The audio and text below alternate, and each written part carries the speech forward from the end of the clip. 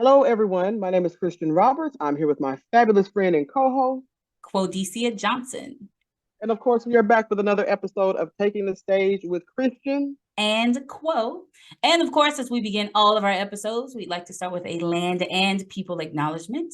We want to take the time to acknowledge that we are on the land of the Caddo, the Wichita, and the Comanche sovereign nations who cultivated the land since time immemorial, who also faced horrible conditions, including genocide and forced removal from the land by any means necessary. We do this not to place blame, but to acknowledge the strength, to acknowledge the presence of the Caddo, Wichita, and Comanche sovereign nations who are here, who are living, who are thriving, who are continuing to make sure that their voices are heard. We also acknowledge that people were stolen from their homes from Africa and brought here and forced into free and enslaved labor. From that free and enslaved labor, from that stolen labor, we have what we now enjoy as Dallas. Again, we do this not to place blame, but to actually tell the truth, to center truth telling, to center the connections and the impact that it still has on us today. As my last name is Johnson, not because my ancestors' name is Johnson, but because I'm a descendant of those enslaved people. The same is true for Miss Roberts here. We do this because it is important in the work that we do. It is important in how we connect and how we build communities together, how we reduce the harm, and how we create a better world together. So I thank you for joining us for this land and people acknowledgement. And we thank you for joining us today. As per usual, watching us for almost 3 years now. So thank you for continuing to tune in and listen to what we have to say. This month, y'all know what time it is. You know where we are. And so we would not be who we are and who we represent and who our ancestors are if we did not tell y'all Happy Black History Month. Happy That Black is what History this. Month! Now we black all the time. All the time. But in light of things that are happening lately, we think it's vitally important to make sure that we are acknowledging that Black history is, of course, U.S. history is, of course, history. Right. So I just wanted to open the episode like this, and the title of this episode, so aptly titled by my friend here, is called "Being Black History." So, quote, let's dive on in it. Let's dive into it. So, as you said, we Black 365 all the time, right? And the ways in which Black History Month allows for a type of concentration on Black identity, on Blackness in the United States, because we have a history as a nation. Don't argue with me. We have a history as a nation. Don't argue with me. Of excluding stories, excluding narratives, excluding people, excluding contributions by and for people, and of writing a narrative that continues to dehumanize people, right? Even now, we're facing excluding narratives, excluding people, excluding history, excluding truth, right? We're still facing it. So sometimes people go, well, why is there a Black History Month? Because people keep lying about stuff. So that's why we're here. Look at that. With this, also, though, comes the opportunity when we have a fuller story, we have a fuller opportunity to actually create a more meaningful connection with people. When we can see, when we can feel, when we can explore who people are as human beings and how their identities and how the communities in which they reside start to shape their experiences and start to shape how they're creating impact and how they are impacted by others, it really, really does allow us, especially in opera, to tell fuller stories. So Black history and the idea and the concept of it should not just be limited to the month, right? I liken it to a birthday. I'm still alive all throughout the year. And if you want to give me some extra love on my birthday, right? And so as we look at this, there's also the ways in which this time, this month, this celebration, this concentration can be weaponized if we're not actually honoring the purpose of the month. I see a lot of cities. I've been traveling, right? I saw a city that said Black 365 on a building. I was like, and then you talk to the people and they're like, yeah, no. And the ways in which we use these particular concentrated months, right? We have other months throughout the year. Next month is Women's Month, right? They'll be closely followed by AAPI Month, Heritage Month. So we have all of these ways in which we choose to celebrate, but the celebration kind of starts and ends there.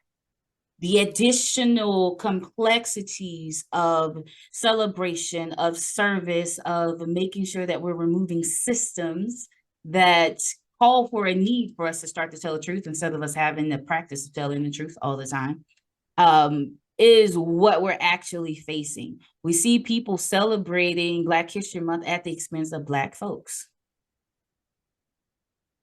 and at the emotional labor of Black people, at the idea that I only have to pay attention from this time to this time, here am I, this time to this time, and then we can go back to doing whatever we were doing, as opposed to integrating, right? I said I'm Black 365, I'm Black every day. What does that look like for me to show up every day? What does it look like for us to show up in spaces every day?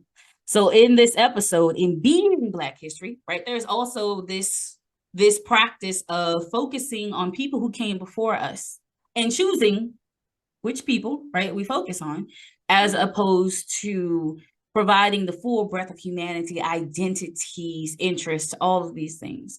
So when I say being Black history, we also have a lot of firsts. We're constantly having firsts, and in knowing that we are making history as we are in these spaces, especially in opera.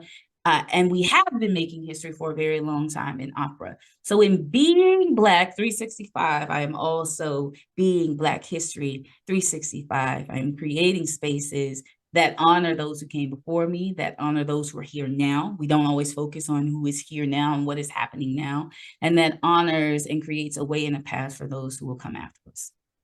That's being Black history. Indeed, and we have definitely seen a lot of wonderful things happening just from every facet of the opera world. So we wanted to take the time to give a shout out. You know, we see you out there. You know, you're winning Grammys. We see you out there with the world premieres. We see you out there directing and writing libretti and you know, premiering Black stories, even back down to our African roots and all of these things. We see you out there doing these things. We see you out there in your administrative office making differences. We see you out there confronting some of the difficulties that we deal with. We see you. We see you, and we want to acknowledge Black artists and administrators and supporters and patrons, all of these folks who are out there making it happen in the opera world in particular, but in the arts and also in just our society. Right. There are a lot of people who are making history right now, and we want you to know that we see it. We are grateful for you out on the lines doing that. We hope that, you know, if we have any small part in that with what we do here and what we do out through the industry, that we are helping in that regard and not hindering. We also want to make sure that people understand that this is a big deal. You know, there's been a lot of movement and a lot of things happening for us to be where we are right now, but we're not done yet. We're certainly not done yet. Right. I think we can all acknowledge that there's still a ways to go, but we wanted to let you all know that are out there moving and shaking and being Black history in real time right now. We see you and we appreciate you. Yes. And we love you, and you are needed. Also, shout out to the board members, right? To those individuals who might find themselves one of few, unfortunately, and many times, holding it down, lifting things up, centering to those people who champion identity, not in just the opera spaces, but in all their spaces, who show up as you are in your Blackness. We see you, no matter where you are, we see you and we appreciate you for what you do. Yeah, and like I said, we very much lift up, you know, we always try to lift up all artists and talk about how we're needed, but you know, this is a love letter to the folks we are celebrating this month, and that is my people. And I do not mind saying that. I will be very clear on here. It's not that we don't love nobody else, so please do not write in or say anything. Look, I had to put that out there. This is not a joke. This is Black History Month. This is what we are doing, and we are Black 365. All right, 24/7. So was it 525,600 minutes? 365.25. So we are yeah. So we are there, but we wanted to let everybody know we see you. And we appreciate you, and we see what you're doing from Chicago to Dallas to, you know, across the way, the water in LA, everywhere, Philly. We see where you are. We see what you're doing. Our people in New Orleans, where opera started in the continental United States, we see you and we appreciate you. And we love you, and continue to get out there and sing. Continue to get out there and conduct and stage and design Continue to get out there and create policy and change. Please continue to get out there and moving. And we say a lot of times, just by us being in the space, many times we are already changing the atmosphere and changing the narrative. So kudos to you that show up and do the job, and move just by being who you are. We have to give you a huge shout out about that, because we also know, and the two people that are on this show right now can tell you, we know it's not easy because we experience it ourselves. But man, when it does work, and the joy and satisfaction that comes out of that, y'all know how it feels. And we've seen it lately. Like we can collectively celebrate, you know, Grammys. I mean, we're killing it at the Grammys right now. That's so cool right now that opera's at the forefront like that, and that it we can see and I'm almost gonna name them, Terrence Blanchard, out there doing that. The recording of Porgy that just happened. And it's so cool that we can show that not only to the operatic world and the arts world, that the entire world is getting to see that right now. People who follow that. So y'all, we see you. Those of you who are behind the scenes, who are sitting in the boardrooms, who are in the rehearsal rooms, who are in the conference rooms, all of these things, we tip our hats, we lift our glasses to you as well, because we as administrators also know what it takes and what it is to be in those seats and having to make decisions. Those of you who are striving toward administrative seats, keep pushing to it, because the more voices that are in the room, the more we can begin to enact what the world should look like, and in particular, what it should look like in these United States. We are a country of many cultures and ideas and identities, and there is no reason why opera should not be a part of that. Yes, I agree. And as we look at what it means to be, right, and in our being Black history, that means there's also a weight that comes with it. So we want to be real about that, and to check in and to say thank you, and to remind you that your care, your self-care, your health is important. It's priority at all times, because your joy is priority at all times. And in creating spaces and in being in spaces where we are affirmed, where we are able to be our best creative selves, where we are able to be accountable, right, as well, right, be accountable, even in and especially in your joy, be accountable.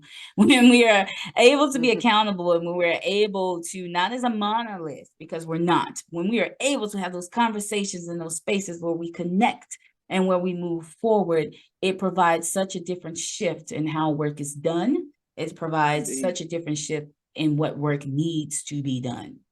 So we see you, we support you, we celebrate you. Happy Black History Month. Yes, indeed. And those are my positive notes. All right, then. Quick shout out to the incomparable Leontine Price. She just had her 96th birthday.